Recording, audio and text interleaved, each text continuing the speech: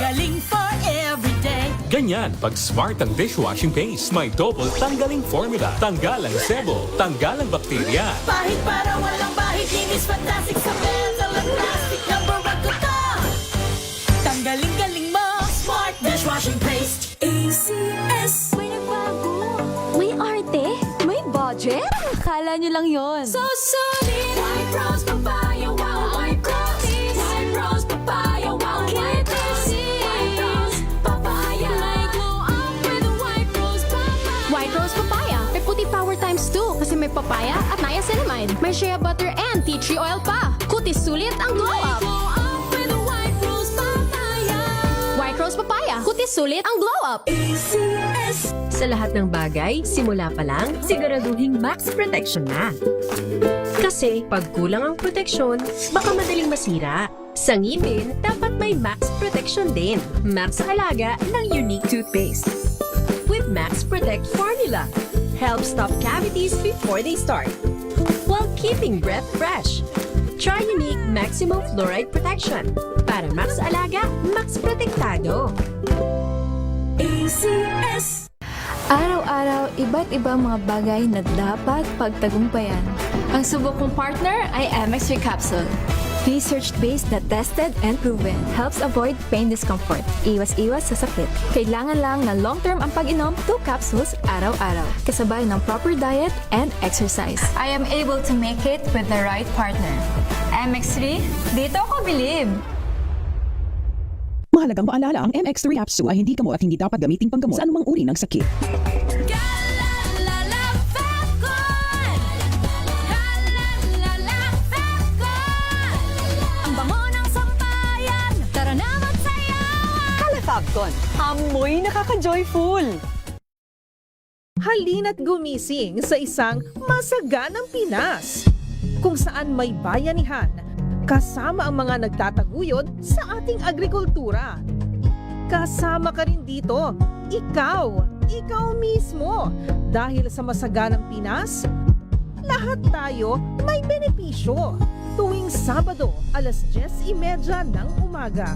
Samahan niyo kami at ang Department of Agriculture sa isang oras na talakayan ng higit na mahahalagang usaping pang-agrikultura. Masaganang Pinas sa DZRH. Tara na, halika na, tayo na sa masaganang Pinas. Galalala Falcon. Galalala Falcon. Ang bango ng sampayan. Tara na magsayawan. Calafabcon, amoy nakaka-joyful!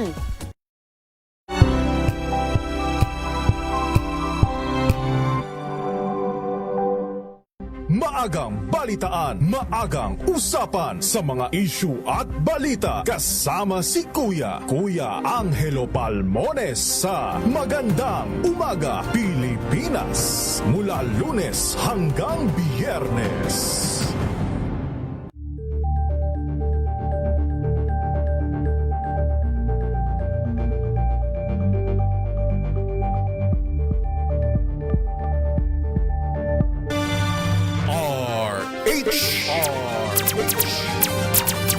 Pilipinas, oras po natin, 18 minuto makalipas ang alas 10 ng umaga.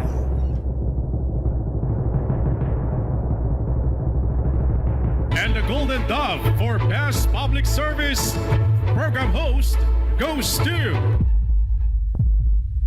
May Binohan, DZRH. Ito na ang 28th KBP Golden Dove Awardee Best Public Service Program Host, ang Wonder Woman ng Public Service, si May Binauhan. Ang programang naging panata na ang pagsuporta sa lahat ng Pilipino saan man sa mundo sa napakaraming taon.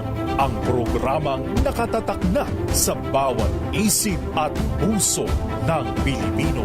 DZRH, Operation Tulong. Kasama ang Wonder Woman ng lahat, si Miss May Binauhan, ang tulungang may kasamang balitaan, Live sa DZRH Radio, DZRH TV at online DZRH Operation Tulong.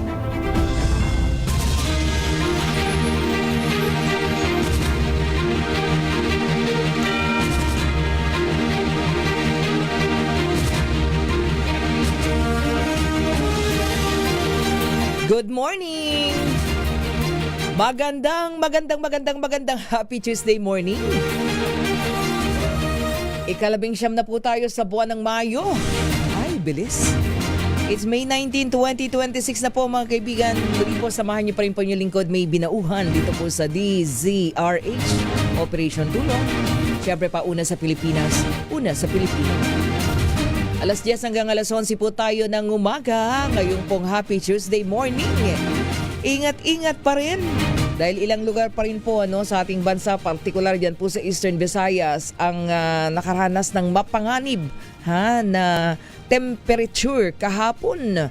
Ang antas po nila, extreme caution hanggang danger levels. Kaya nga po naglabas ng mga health advisory po ang mga LGU. Yan po sa Eastern Visayas. Naku, yung pinakamataas na init, bandang tanghali daw, maraming lugar. Yung nakapagtala ng mataas na heat index na maaaring magdulot ng mga sakit na may kaugnayan sa matinding init ng panahon. Pinakamataas na temperature na itala sa Palolete na umabot daw po sa 44 degrees Celsius. Kaya yan po yung mapanganib, sabi na ating mga eksperto sa Pag-asa. At Tanggiwan at Borongan City sa Eastern Samar. Nakapagtala ng 43 degrees Celsius. Pasok din po yan sa danger level. So mayroon naman na rin mga nasa danger category. 42 degrees Celsius. Ngayong araw na ito, alamin natin. Naku, sabi pa naman ng City Health Office ng saan ba ito? Iloilo? Lumobo daw sa 569 yung cases nila ng heat-related illnesses. Sa loob lamang po ng 2 linggo kasabay ng patuloy na pagtaas ng heat index na umabot nga po sa danger level. Kaya ingat-ingat po tayo.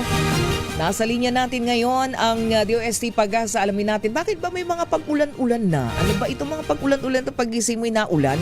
Pati yung bandang gabi, pero hindi naman ganun. Kaya lalong umiinit yung bagsak ng ulan Ma'am Grace Castañeda, magandang umaga. Happy Tuesday morning. Magandang umaga din po, Miss Mia. Sa ating po mga baybay, ngayon nga po mataas pa rin yung possibility ng mga pag-ulan natin sa Zamboanga Peninsula, Baram, Soccerden, Davao Oriental at Davao Occidental. Dulot pa rin po ito ng ITPD. While dito sa Metro Manila at malalabing bahagi po ng ating bansa, tama po kayo, medyo mainit at maalinsangan pa din sa tanghali at early afternoon. Forecast heat index pa rin po natin dito sa Metro Manila is from 40 to 42 degrees Celsius, while for most areas naman po ng Luzon, saka yung ilang bahagi or malaking bahagi pa ng Visayas, posible pong from 42 to 45 degrees Celsius. So between extreme caution to danger level pa rin po, kaya hanggat maaari limitahan pa rin yung ating mga outdoor activities, and huwag natin kalimutan yung pananggalang natin sa direktang init ng araw. Ngunit pagsapit po ng hapon at gabi, mas tumataas na nga po yung possibility nitong mga biglaang pag-ulan natin, dala po ng Easterlies at ng mga localized thunderstorms. Yes po.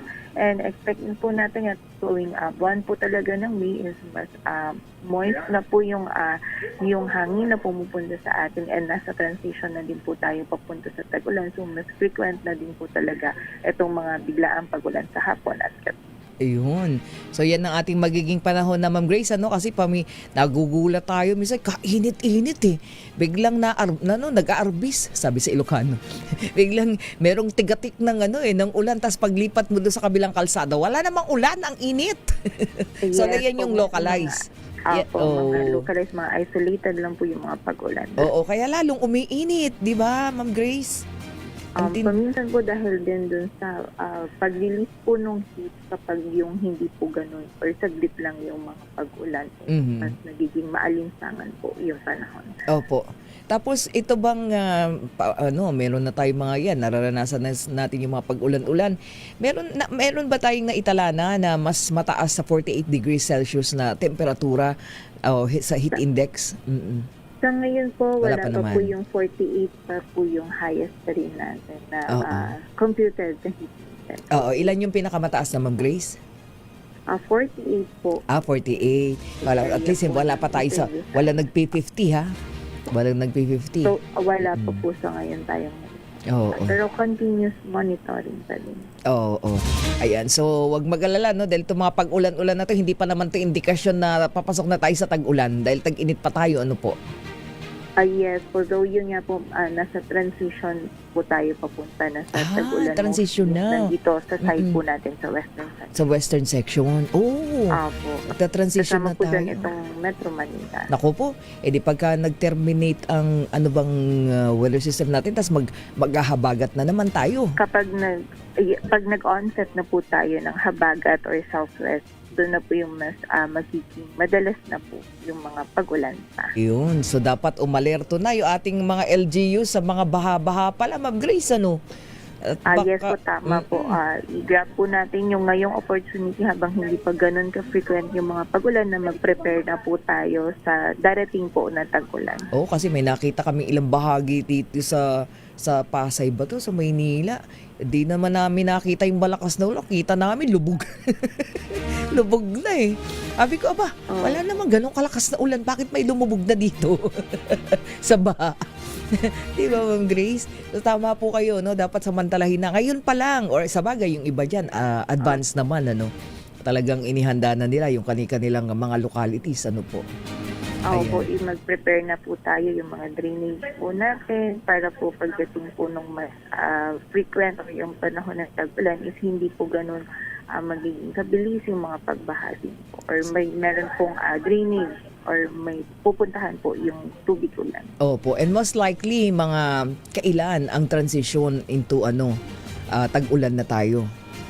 Mostly po actually second half ng May hanggang first half ng June po yung rains na nag-i-start yung ating officially yung rainy season po na.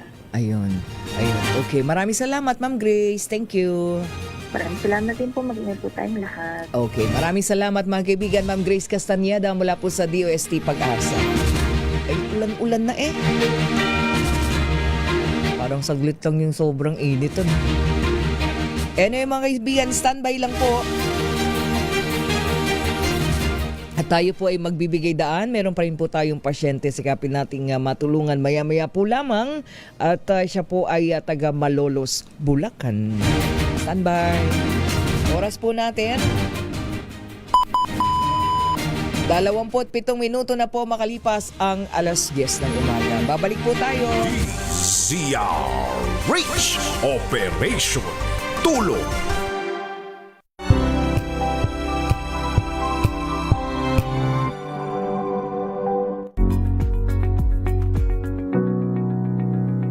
This portion is brought to you by ACS Manufacturing Corporation, ISO certified, maker of world-class quality Pride detergent. Bukang bibig ng mga kabataan ng love languages, hindi lang sa pakikipagrelasyon kundi maging sa pakikipagkaibigan.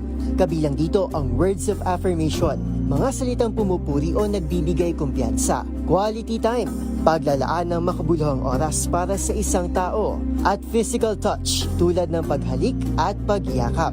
Gayon din ang acts of service o pagsisilbi sa iba at receiving gifts o pagkaramdam ng pagmamahal sa tuwing makatatanggap ng regalo. So yung research behind sa love language actually medyo mixed siya.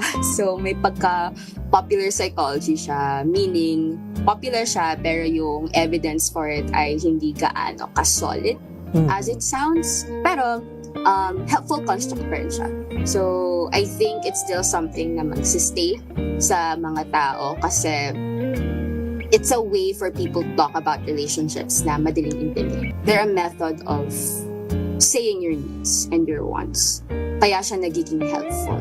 So, pag pinapag-usapan na natin kung paano pa nade-develop yung mga gusto ng mga tao sa relationships, it's a mix of kung saan tayo nasanay at kung ano yung kailangan pa natin. Ayon kay Alicia Serrano, isang relationship coach, ang love language ay nagiging learned behaviors. Depende sa kinalakihang environment ng isang tao. Sa katunayan, karaniwan itong nagiging pamantayan ng marami sa panunuyo sa isang potential romantic interest. Being able to show your partner na ganito ako mag-express ng love. Tapos, naiintindihan ko rin na ito yung gusto mo, ito yung love language mo. I think being able to meet in the middle is the ideal situation. Paglilinaw pa nito, hindi problema na magkaiba ang love language ng isang magkarelasyon. Basta't pag-uusapan nila ang kanilang pagkakaiba at kung paano nila ito mararamdaman at maipaparamdam sa kanilang partner. This portion is brought to you by ACS Manufacturing Corporation, ISO certified, maker of world-class quality Pride detergent.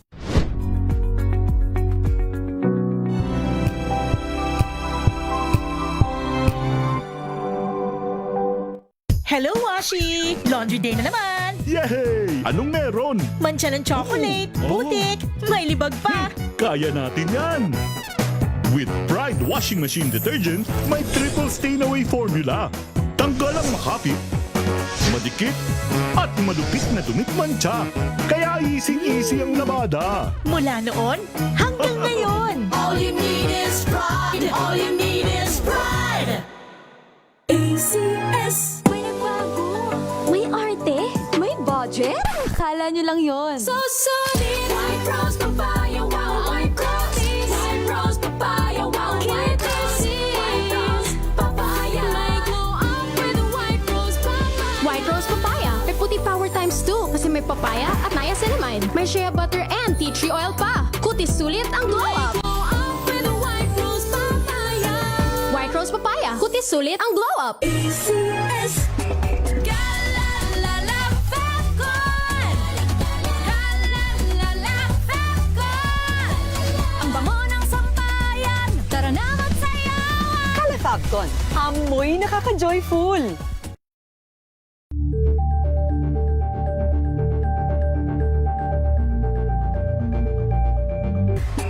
Galalala Falcon.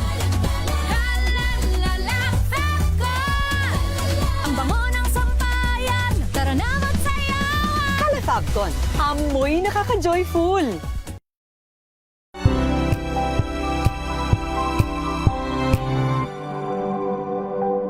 Wow, ang saya. Isang barangay na labada, puro mancha pa. Goodbye, pahinga. Mommy, isang laba lang yan sa Pride Bar Blue. May powerful stain-away enzymes na malupit sa dumit mancha. At di masakit sa kamay. Isang laba lang yan. Hello, pahinga. Hello, Pride Bar Blue. ACS. Maulan man, no worries na amoy kulong ang damit. Charm Fabcon. Bangong kumakabloom. Tanggal amoy kulog sa bango ng charm. Kaya gamit ko, Charm Fabcon with Bloom Fresh technology. Kills 99.9% of kulog-causing bacteria. May aroma burst pa of thousands of flowers and berries. Ang sampay sa loob, no amoy kulob. Bangong kumakabloom sa charm. Charm Fabcon. ACS. Tinesting, sinuri, siniyasan. Ang resulta? Super effective ang Shield sa pagpatay ng bakterya at virus. Shield Antibacterial Soap. Believe ang mga eksperto sa Philippine Nurses Association. At si Mami. Tiwala ako sa Shield. Shield Antibacterial Soap. Napatunayang mabisa. Ang mga nurse, tiwala. ACS.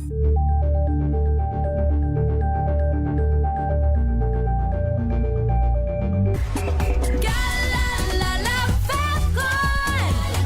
Galalala Falcon. Ang bango ng sampayan. Tara na magsayawan. Calefabcon, amoy nakaka-joyful.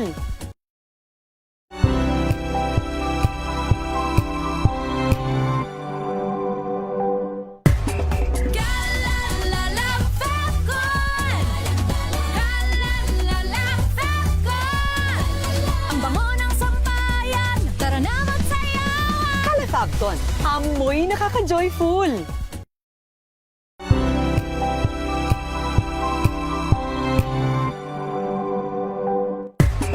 Galalala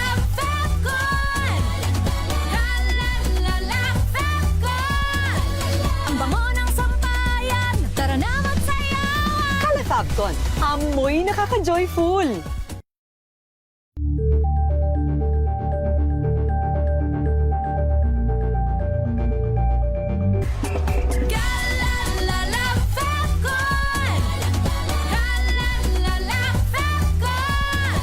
Ang bango ng sampayan, tara na magsayawan! Kala Fabcon, amoy nakaka-joyful.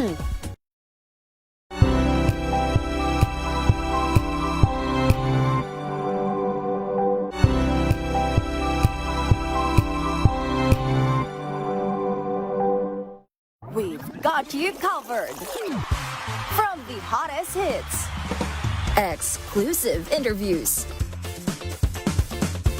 kilig to the bones fan meet experience, and hataw performances of your favorite stars. Saturdays, 12 noon, dito lang sa DZRH TV.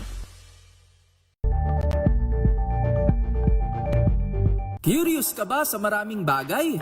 Kami na ang bahala dyan. Aalamin, tutuklasin at bibigyang linaw namin ang mga katanungang bumabagabag sa inyong isipan. Sa programa kung saan ang bawat sagot ay galing lamang sa mga eksperto. Ang Expert's Opinion, tuwing linggo 3:00 ng hapon, dito lang sa DZRH TV.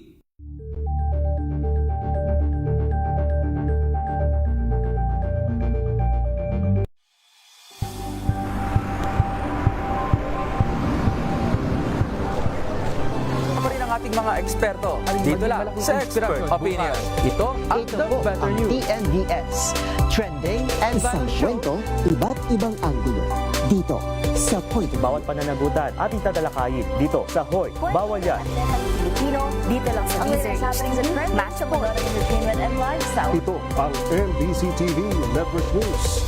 Una sa Pilipinas, una sa Pilipino.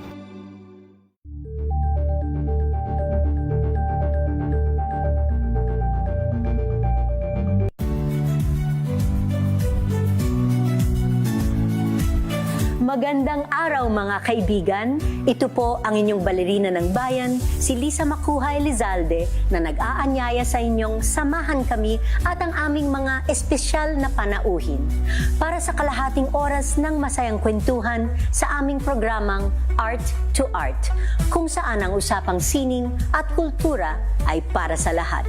Huwag kaliligtaan, tuwing linggo, 3:30 ng hapon, dito lamang sa DZRH Radio, DZRH TV, at via online streaming. Sa taga Mambog, Malolos, Bulacan. Ang diagnosis po sa kanya, congenital heart disease. Ito pong si Baby Adolfo, 6-month-old po nung makitaan siya ng sintomas. Madalas po siyang naiyak. Ayan, at sunod-sunod po yung ubot sipon, hindi po yan nawawala. Meron pong mga indikasyon talaga. So, dinala po siya sa isang ospital para ipakonsulta. Sabi daw ng doktor, meron pong dapat na gawin na laboratory test para po sa sakit sa puso. Kaya si Ate Lizelle, Aliza, kasama po yung kanyang mister, ay agad-agad naghanap po ng pera para makapagpa-2D echo po si Baby Adolfo. Ang sabi po ng cardiologist dyan po sa Malolos, na galing from Philippine Heart Center pa, si Baby Adolfo po ay may 2 butas sa puso at 4 na ugat yung ang magkakaugnay sa sakit po na yan. So sila po ay agad nagpunta sa Philippine Heart Center para po ma-confirm yung pong sakit ni Baby. Sabi po ng cardiologist sa Philippine Heart Center, kailangang maoperahan agad si Baby Adolfo. So buwan-buwan po yung follow-up check-up sa Philippine Heart Center at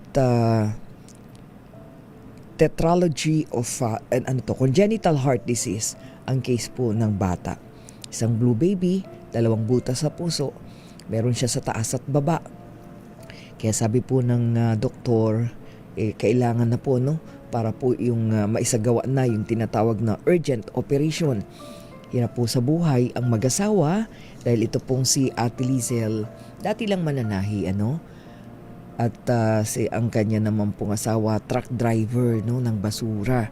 Meron po silang 5 anak at si Baby Adolfo po yung bunso. So last year po, nagsimula na po silang lumikom ng mga guarantee letter na nagkakahalaga po ng 1 million pesos para dun sa tinatawag na urgent operation kay Baby. At talagang iniisip nitong si Ate Lizel saan kukunin yung halagang yun para sa operasyon po ni Baby. Kaya tayo po ay alamin natin. Ayan. Nasa linya na natin si Ate Lizel Aliza. Ayan, Ate Lizel, good morning. Miss May. Ay, magandang Ako po yung umaga. nanay po ng patient. Magandang umaga din po sa lahat ng nakikinig ng DSRH Operation Tulong. Oo, good morning. Oo, Ate Lizel, nasa Heart Center ba kayo ngayon? Ma'am, Miss May, ano po dapat ngayon? Operation na po ni Baby ngayon po, ay kahapon po. Kaso okay. po, nagkaroon po kami ng problema po. May binaba po kasing memorandum ang Philippine Health Center na kailangan po makalikom muna kami ng 1 million. Okay. Magkano na ba yung nalikom ninyo na na guarantee letters? Opo, nakapag-down po ako last week po sa Philippine Health Center ng 530k lang po. Oo. Magkano? 530k po na guarantee letter. 30k. Okay. So hindi muna kayo, ibig sabihin may schedule na kayo dapat, kaya lang kinall off yan, hindi mo na tinuloy. Opo, hindi po natuloy kahapon. Bakit daw? Hindi ba pwedeng susunod na yung guarantee letter? Nagbaba po kasi ng ang memorandum ng Philippine Health Center. Hindi ko po maintindihan kung yung doktor po na hawak sa amin is bawal po yung promissory note. Sino ba ang Ganun po yung nangyari. sino ba daw ang cardiologist ni Baby Adolfo? Anong tawag niyo pala kay Baby? Anong nickname niya? Teddy po. Teddy. Baby lang. Oo. Baby 30 po. Baby? 30. Pero yung full name niya. Na po kasi siya, ma'am. Pero yung full name niya Adolfo, no? Opo. Baby. Oo. So, nagbaba and then kailan daw ulit? So, ibig sabihin, ipunin niyo muna yung 1 million pesos? Opo, kulang po kasi sa case po kasi ni Teddy po, ma'am. Ano po siya, kasi baka po kasi magkaroon siya ng mga komplikasyon. Kaya kailangan po, yung 1 million po kasi pwede po kasi siyang mag-running bill. Oo. Well, pero so meaning wala pa ulit yung malinaw na schedule. Kailangan muna talaga na maipasok ninyo yung 1 million pesos kahit yan ay mga guarantee letter. Opo, ma'am. Kailangan po ma-provide pa po namin yung kulang. So ano yung next move mo, Ate Lizel?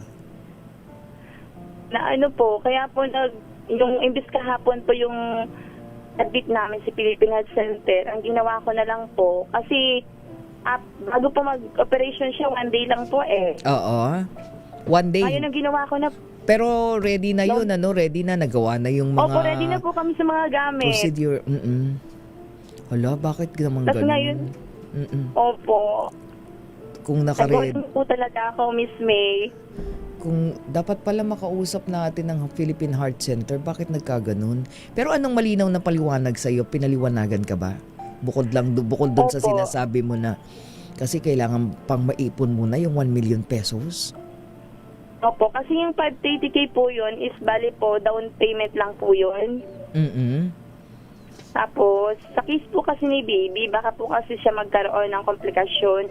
So, lalaki po yung bill namin. Hala, bakit ganun? Pwede naman sigurong maayos yun after na kung kailangan na maoperahan, di ba, Ate Lizel? Opo, kasi po Miss May, blue baby na po kasi si Teddy. Maitim na po talaga siya. Yun nga na kailangan dapat magawa na yung operation. Opo. Sige nga, try nga natin makakausap ang Philippine Heart Center at hingi tayo ng paliwanag para dyan, Ate Lizel. So, ang nagbigay sa iyo nagbigay sa ng instruction na hindi mo natuloy, saan galing? Na hindi mo na postpone muna? Hold muna. Sa Saan ano galing? po, sa pedia doctor po kasi namin na kailangan po is, kukulangin po kasi yung 530K namin. Ay, nako. 530K. So, kailangan Opo. at least 1 million. Mas tumaas pa po siya. Magkano daw? Opo. Siguro po mga 800K pataas po. 800K pataas dapat maibigay mo. Opo. Ay, kasi pagka ganun, dapat kung nakaschedule na as in, di ba? Na i-ready na pati si Opo nga baby. po kaya po nag-worry po talaga kami para sa anak ko po. Kaya po yung Monday po kahapon po, imbis na i-admit kami, pumunta pa po ako, lumabas pa po ako ng Tayuman, DOH, tapos po nagbacoor po kami. Pumunta po kami sa Agimat Party List, tapos Akbayan Party List, para po, yung imbis na i-admit po ni baby, naglakad po ako pa another guarantee letter para po malikom ka po, tumaas pa po yung guarantee letter may po. nakuha ka naman, meron kang nakuhang mga pledges. Ano po yun kasi pag nagpasa po ng guarantee letters, 2 weeks po or 3 weeks po process pa po kasi talaga yun. Oo. Okay. Sige, ganito ha, magtatanong tayo. Anyway, Ate Lizelle, para lang sa ganun, alam ko, kailangan mo ng... Meron ka bang mga binibili din na mga gamot sa labas para kay baby? Ang lang, 30? Ano po, Miss May, ang pinaka po talaga ni baby is carvedilol lang po talaga sa sakit po niya sa puso. Yun lang po talaga yung maintenance niya. Ang pinaka po talaga sa case ni baby is open heart surgery. Total repair po talaga na siya. Oo. So yun yung open heart surgery na dapat nakaschedule kahapon. Opo.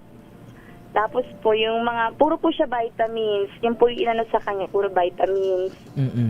So saan dinahilan lang sa'yo, kailangan ay madagdagan mo pa yung pambayad mo, maipon mo through kahit pa paano guarantee letter, itaas mo pa hanggang 800, ganon. Dahil doon sa ini-expect na baka magkaroon ng mga komplikasyon. Apo. Naku, kakalungkot naman yan. Kahirap kumuha ng schedule eh. Oo, anyway, sige Ate Lizelle, baka meron kang panawagan, lalong-lalo na sa Philippine Heart Center, kung halimbawa ay tawag nito, kung nandoon na dapat tinuloy na yun. At siguro naman ikaw ay saka ka na di ba? Maghanap pa ng Sige, go ahead Ate Lizelle, baka meron kang gustong iparating sa Philippine Heart Center, manawagan ka. Good morning po sa Philippine Center po ng Quezon City. Gusto ko po sanang humingi ng tulong sa inyo kasi po si baby po kasi is dati din po kami pumili ng OPD, charity, na po kami doon, approval po kami ng C3 pero po dahil po matagal po yung process doon, umitim na po si baby, so po kami ng private doctor sa Philippine Center po. Nakalikom na po kami ng 530K. Saka po sakaling pwede na po kami mag-promissory note para lang po urgent operation sa baby. Yung 530,000 na guarantee letter, Ate Lizelle, mga gaano katagal mong inipon yun? Naku po, Miss May, 10 months na po. Oh my gosh. 10 months? Napakahirap. Opo, 10 months na po. Okay. Sige, ganito ha, tatawag tayo sa Philippine Heart Center at magtatanong tayo. At yung sinasabi mo na bumaba na memorandum, tama ba? Na Opo. Nagsasabi, ano yung sinasabi dun sa memorandum? Hindi. Para pong nagbago po sa ng rules ng Philippine Heart Center. Oo. Para po ganun po ang Opo. Oo, sige, tanong natin yan. Okay, anyway, sige. Manawagan ka rin na Ate Lizelle para sa may mga gininto ang puso, makaipon din tayo at kahit pa paano makadagdag dun sa mga pangangailangan mo para kay baby 30, kay Adolfo. Opo. Salamat po. Go ahead, Ate Lizelle. Ano po yun, Miss May? Manawagan ka, hingi tayo ng tulong sa mga kababayan nating may gininto ang puso. Sige po. Good morning po sa lahat. Lahat po nang nakikinig po sa DCRH, Operation Tulong. Yung may mga pong ginanto ang puso po na willing pong tulungan kami sa mga gastos at guarantee letter para po may operation na po si baby. sana po mabigyan niyo din po kaming tulong, lalo na po sa ahensya po ng buong Pilipinas po ng gobyerno na baka sakali po pwede po kayong matulungan na mapabilis po yung operasyon ng baby ko. Maraming salamat po. Ayan mga kaibigan, si Ate Lizelle, ang nanay po, ang ina po ni Adolfo Aliza, si Baby 30. Apo. At humihingi po ng tulong, any amount, pagsamasamahin din natin, makadagdag po, doon po din sa mga pangangailangan nila, lalong-lalo na po. At hindi pa natuloy, yung pong open heart surgery para kay Baby Adolfo Aliza. Sa lahat po ng maaaring tumulong, tumugon, pwede po kayo magpadala ng inyo pong blessing, Pwedeng i-share ang blessing para kay Baby Adolfo Aliza sa ating GCash account 0956-197-9471. Naka-flash po sa inyong mga television screen 0956-197-9471. Any amount po, pagsama-sama po natin para po kay Baby Adolfo Aliza. In the meantime, Ate Lizelle, oo, nakikinig sa atin ng Senator Lito Lapid ngayon, So agad-agad, Opo, thank you. Oo, bibigyan ka ng Senator Lito Lapid ng 10,000 pesos. Well, thank you po. God bless po, Senator Lito Lapid. Salamat po sa pang-cash. Meron na po kami pang-provide pang-gamot po ni baby. At dadagdagan yan natin na isa pa nating regular donor, 3,000 pesos mula sa PPAF. Thank you po. Thank you po. Salamat po. Para sa lahat ng mga maaari pang tumulong, pagsamasamahin natin yan, ha? At magtatanong tayo sa Philippine Heart Center, Ate Lizelle, doon sa Sige po. Hindi natuloy na schedule dapat open heart surgery ni Baby 30. Ayan, okay, pasalamatan mo yung ating mga donor. Go ahead. Nakikinig silang lahat. Nagpapasalamat po ako sa lahat ng donor po ng DCRH, Operation Tulong, lalo na po kay Senator Lito Lapid. Maraming salamat po sa pang-cash. Provide na po namin yung gamot po para po sa operation ni baby. Pang-cash po yun, Miss Mayor. Cash po. Tapos po sa mga donor pa po ng Operation Tulong, maraming po salamat. God bless po. Sana po marami pa po kayong matulungan na tulad ko na may patient po na mga anak. God bless po. Lalo na po sa Operation Tulong ng DCRH. Maraming salamat po. Kayo po ang naging tugon sa magiging operation ng aking anak. Salamat po. Ayan. Dapat magpalakas ka lagi, Ate Lizelle, ha? Opo. Kailangan ka ni Baby 30. Okay po. Okay, sige. At mamaya mag-usap tayo, Ate Lizelle. Wag mong wag mong ibaba. Usap tayo. Sige po. Salamat mga kaibigan, po. si Ate Lizelle Aliza, ang nanay po, ang ina ni Adolfo Aliza. 1-year-old baby 30, Wala po sa Malolos, Bulacan. Sikapin nating makatulong. Bakit nga kaya ganun? Naka-schedule na daw for operation kahapon, open heart surgery, di tinuloy. Kasi may memorandum, dapat dagdagan yung halaga na ma-down dun sa Philippine Heart Center. Imagine mo, Sherwin, may schedule na for open heart surgery yung bata kasi nangingitim na. Hinold daw. Kahapon sa Philippine Heart Center, kailangan at least 800,000 pesos yung ma-provide pa nila. Meron na silang guarantee letter daw na 530,000 pesos. Matalungan natin yung Philippine Heart Center. May ganun ba? Hindi mang hirap-hirap yung magpa-schedule ng mga surgery. Oo, malaman natin, tanungin natin. At alam mo naman, minsan ang Philippine Heart Center hirap makausap ang mga officer dyan . Yes, alamin natin. At yung mga guarantee letter, DOH yun, di ba? Naman pwedeng mas mabilis na sana. Diba? Lingyan natin ang paliwanag ang Philippine Heart Center. May ganun ba? Nakaready na yun. Tapos yung bata, syempre, blue baby yun. Hirap naman, Dali lamang po. Maraming salamat po, Supremo Senator Lito Lapid Sen. Thank you so much. Alam ko pagka ganyan, nanonood po kayo lagi-lagi. Ayan, di busy ang senator ngayon. Walang impeachment. Sandali lang. Oo, sandali lang. At syempre sa PPAF, maraming salamat sa lahat po ng mga mag-share pa ng kanilang mga blessing. God bless you more. God bless you all. Salamat po. Babalik tayo oras natin. 54 na minuto na po makalipas ang alas 10 ng umaga. DZRH Operation Tulong.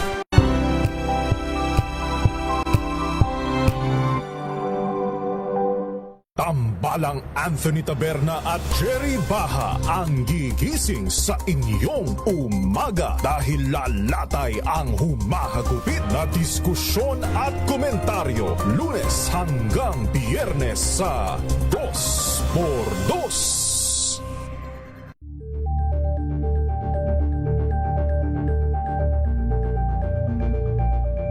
Alamin ang mga maiinit na isyung pambayan, mga balitang kailangan mong malaman, usapin sa pamahalaan, politika, ekonomiya at kabuhayan. Ito ang mga dapat mong malaman, pakialaman at pag-uusapan dahil kayo ang tinig ng mamamayan dito sa Damdaming Bayan.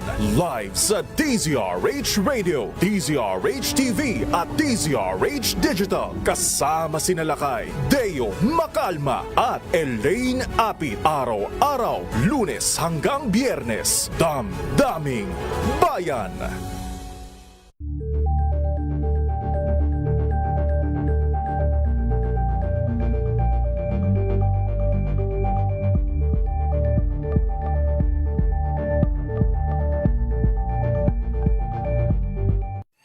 Mga balitang gigising sa inyong umaga. Mga balitang kailangan mong malaman. Mapapakinggan sa ACS Balita sa 2x2.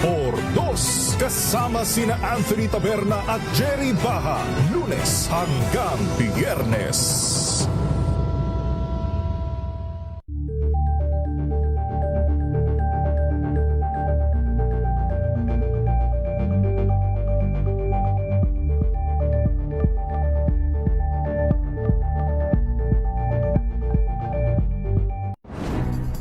Good vibes ang hanap mo? Dito ka na sa Sigurado! Mula sa mga istoryang nagbibigay ng inspirasyon hanggang sa mga kwentong may dalang solusyon. Mga balitang pampagaan ang pakiramdam at pampaganda ng araw. Hindi lang ba sa good news, kundi the better news. Mula Lunes hanggang Biyernes, 1:00 ng tanghali sa DZRH TV.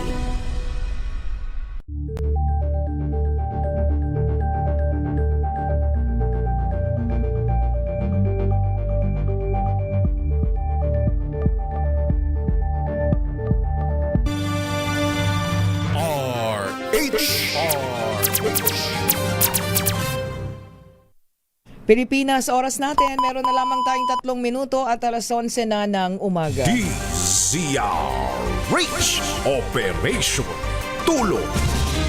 Siguro bukas na lang natin kausapin ang Department of Health at makahingi tayo. Siguro ipagbigay alam nyo lamang ngayon yung naging sitwasyon po ni Baby Adolfo Aliza. Ano po?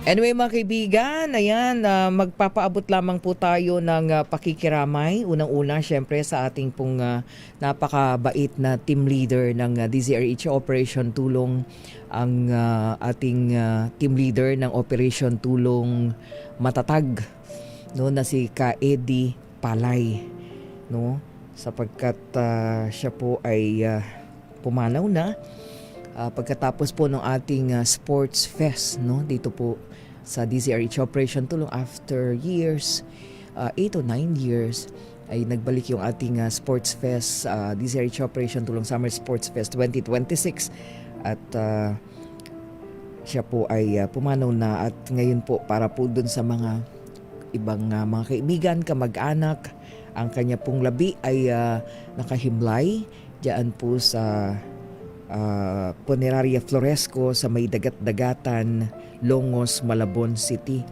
para po sa kaalaman at syempre sa ating buong puwersa ng DZRH Operation Tulong. Ayan, our prayers and condolences, ayan, from your DZRH Operation Tulong family para po sa mga naulila ng Ka Eddie Palay na isang tawag nito, actually devoted and dedicated team leader ng DZRH Operation Tulong. Kaya tayo po ay nakikiramay sa kanya, no? Lalong-lalo na sa kanya pong pamilya, sa kanyang mga kapatid, ayan, sa kanya pong mga mahal sa buhay, lalong-lalo na po si Andrea na talagang apektado. Again, ang ating pong pakikiramay, pakikidalamhati kasama ng ating panalangin, ano? Ganon din po sa pamilya po ng Sir Steve Vasquez na ang kanya pong ama ay pumanaw na rin po. Halos kasabay po yata ng ka-Eddie Palay, ano? Yung pagpanaw po ng butihing ama po ng ating isa sa ating mga leader ng DZRH Operation Tulong MBD team. Ayan ang pagpanaw po ng butihing ama ni Sir Steve Vasquez, no? So tayo po ay nakikiramay. At mamaya siguro bigay natin yung buong detalye. Saan ba ito? Holy Garden Memorial Park, Anguno, Rizal, para po dun sa mga kamag-anak at iba pang kaibigan. Ayan po, nariyan po ang mga labi. Our condolences po. Mga kaibigan, ihabol lamang po natin sandali lamang ang report mula kay... ano ito? Alamin natin. Balita mula kay RH9, kay Tina Nolasco. Tina, anong update natin, Tina? Yes, Ms. May, nanindigan si NBI Director Attorney Melvin Matibag na hindi under attack at under siege ang Senado nang mangyari ang putukan sa mataas na kapulungan noong May 13. Kaugnay ito sa pahayag ni Senator Pia Cayetano at Senate President Peter Cayetano na under attack ang Senado nang mangyari ang insidente. Sa Manila City Hall Reporters Association o Matra Monthly News Forum, iginiit ni Matibag ang tungkulin ng ahensya nang mag-request si GSIS General Manager Vic Veloso na i-secure ang daanang nag-uugnay sa GSIS premises at sa Senate building. Nang matanong kung bakit sa NBI humingi ng tulong ang GSIS at hindi sa PNP, sagot ni Matibag bilang law enforcement agency at hininga ng tulong, hindi sila pwedeng tumanggi at ayon naman kay GM Bulelso, mas pamilyar na ang NBI sa Senado at bilang kaibigan ng NBI ay niyang naisip na ito ang mag-secure sa lugar. Pakinggan natin si Director Matibag.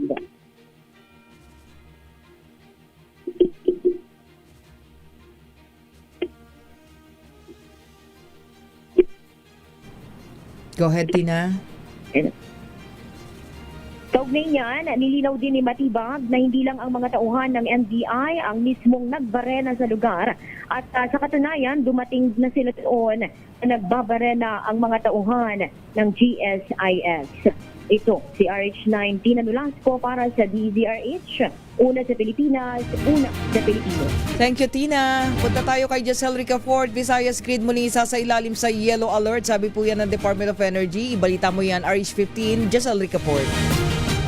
Muling isa sa ilalim ni sa yellow alert ang Visayas Grid mamayang alas 3 ng hapon hanggang alas 9 ng bilan.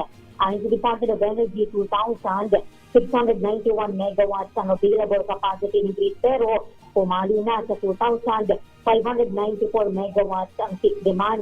Nakikipag-ugnayan ang gagawaran sa Independent Electricity Market Operator, National Grid Corporation of the Philippines, gayon din sa Energy Regulatory Commission. Ito upang mapabilis daw ang restoration ng mga apektadong pasilidad at maipatupad yung lahat ng akbang para mapatatag yung grid. Ini-issue yung yellow alert kapag hindi sapat yung power supply sa contingency requirements ng transmission grid. Kahapon, isinailalim din sa yellow alert yung Visayas Grid dahil sa pagnipis ng supply. Ito si Giselle Ricafort para sa DZRH sa Pilipinas, una sa Pilipino. Thank you, Giselle. Ihabol natin ang report ni RH5 Val Gonzales. Memorandum na magtatakda daw ng 53 pesos kada kilo ng lokal na bigas. Ilalabas daw po yan ng DA. Balita mo yan, RH5 Val Gonzales. Val? May pinal na ang kasunduan sa pagitan ng Department of Agriculture at mga kinatawan ng industriya ng bigas upang magtakda ng suggested retail price o SRP na sa 53 pesos bawat kilo para sa lokal na bigas sa bansa. Ayon kay Agriculture Secretary Francisco Chu Laurel Jr., Ito ay upang mabalanse ang kita ng mga magsasaka at ang budget ng mga mamimili. Nilinaw ni Kalihim Laurel na hindi ito price ceiling kundi gabay lamang para sa consumer sa tamang presyo. Sabi ng Kalihim, bahagyang mas mataas ito sa price cap ng imported na 5% broken rice na itinakda ni Pangulong Ferdinand Bongbong Marcos Jr. sa 50 pesos bawat kilo. Sinabi ng Kalihim na nakonsulta na niya ang mga rice miller at industry group at katanggap-tanggap ang 53 pesos kada kilo at mari pa ring magbenta ng mas mababang mga negosyante upang mapanatili ang makatarungang kita sa buong value chain. Inaasang ilalabas na ng DA sa mga susunod na araw ang memorandum na maglalaman ng detalye ng SRP habang sisimulan naman sa susunod na linggo ang buong pagpapatupad ng 50 peso price cap sa imported na bigas. Ako si Val Gonzales, DZRH, una sa Pilipinas, una sa Pilipinas. Thank you, Val. Sa pamagitan po ng balitang yan, pansamantala po tayo magpapaalam. Uy, happy birthday muna ha, sa aming MBD din pala. Belated happy birthday last Sunday, Kuyang Choi Velasco. Ayan, Marlon Choi Velasco, ang napakasipag nating MBD team. Di natin nabati yesterday. Happy birthday, Sir Choi! From your MBD team, DZRH Operation Tulong Family at sa lahat ng mga nagsa-celebrate ng kanilang birthday. Mga kaibigan, susunod na po ang programang Ikaw Lamang sa Puso Ko, pagkalipas lamang ng ilang saglit. Ako naman may binauhan, syempre pauna sa Pilipinas, una sa Pilipinas. Pabalik tayo mamaya alas 3 hanggang alas 4 ng hapon sa Public Service Hour.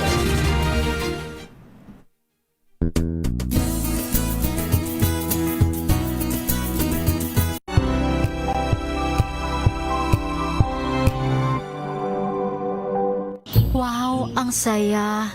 Isang barangay na labada, puro mancha pa. Goodbye, pahinga. Mommy, isang laba lang yan sa Pride Bar Blue.